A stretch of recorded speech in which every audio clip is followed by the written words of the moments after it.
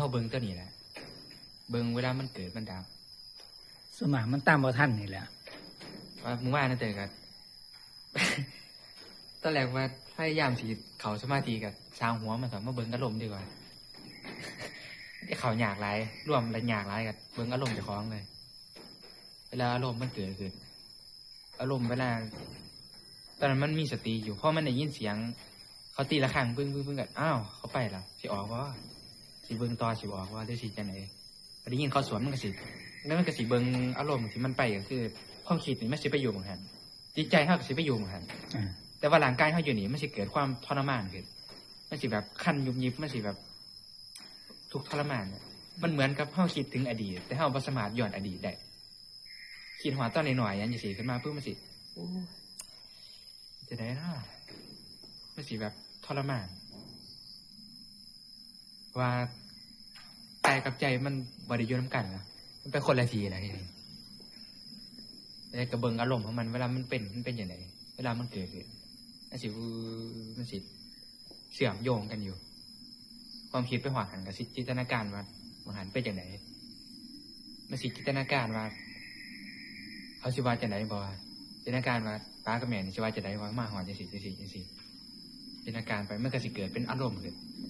อารมณ์ขึ้นตัวนี้ปุ๊บมันก็สิแสดงออกทางกายทีนี้อาการมันสิเป็นอย่างไรแต่สิเนี่ยมึงมันเวลามันเกิดปฏิกิริยามันปุ๊บโอ้เป็นอย่างสิเวลาอยากเวลาทุกข์เวลาโกรธเวลาเกลียดนี่สิคือกันเป็นอย่างสิไปเลยความคิดนี่มันสิปุ๊บไปอยู่มือนี้แล้วความคิดไปอยู่มือนี้ปุ๊บมันสิจินตนาการภาพขึ้นมาว่า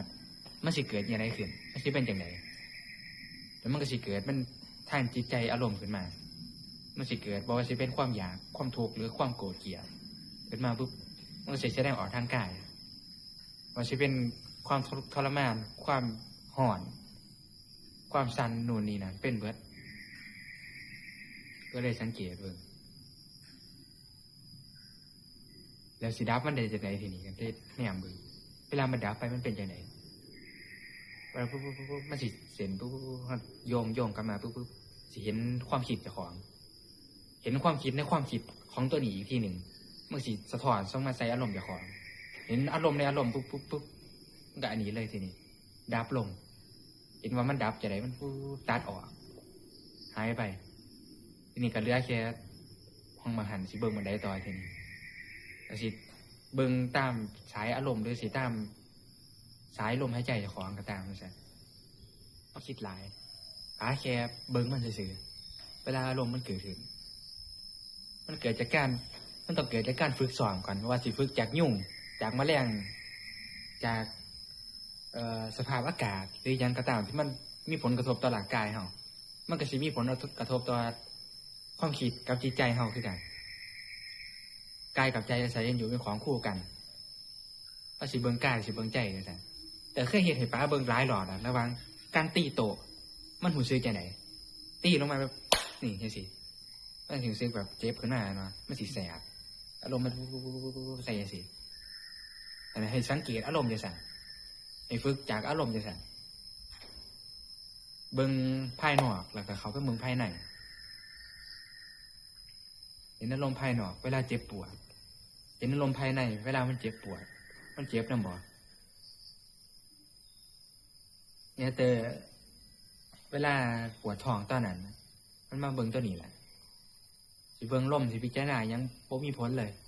จนต้องมาเบิ่งอารมณ์ตัวนี้อารมณ์ความเจ็บปวดเบิ่งมันเจ็บจังได๋เวลามันปวดขึ้นมาเกิดขึ้นเวลามันปวดไปดับไปแล้วก็ปล่อยมันทีนี้ปล่อยมันก็ปราบไปเลยหายไปเลย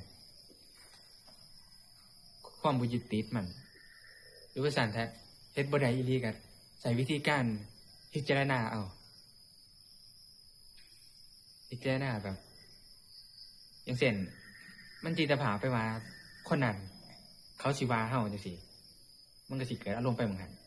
แล้วเฮาต้องเอาความคิดมาย้อนกันเบิ่งคนนั้นเขาสิว่าเฮาเพราะอีหยังเฮาเฮ็ดอีหยังเขาคือสิว่าเฮาจังซั่นมันมีวิธีแก้หลายอีหลีแล้วแต่เจ้าของสิใส่ความคิดจังได๋ในการพิจารณาในการแก้ไขมันนั่นก็คือทุกข์สมุทัยนิโรธมรรคของเจ้าของนั่นแหละความทุกข์มันเกิดขึ้นแล้ว จากการที่เฮากลัวว่าเขาสิว่าเฮาทีนี้เฮาก็หาเหตุของการที่เขาสิด่าเฮามันเป็นจังไดเขาคือสิด่าเฮามันก็ดับไปทีนี้เมื่อเฮาฮู้จักเหตุล่ะเพราะว่าเฮาก็สิพอฮู้จักเหตุปุ๊บเฮาก็สิฮู้วิธีแก้เหตุนั้นมันก็ดับไป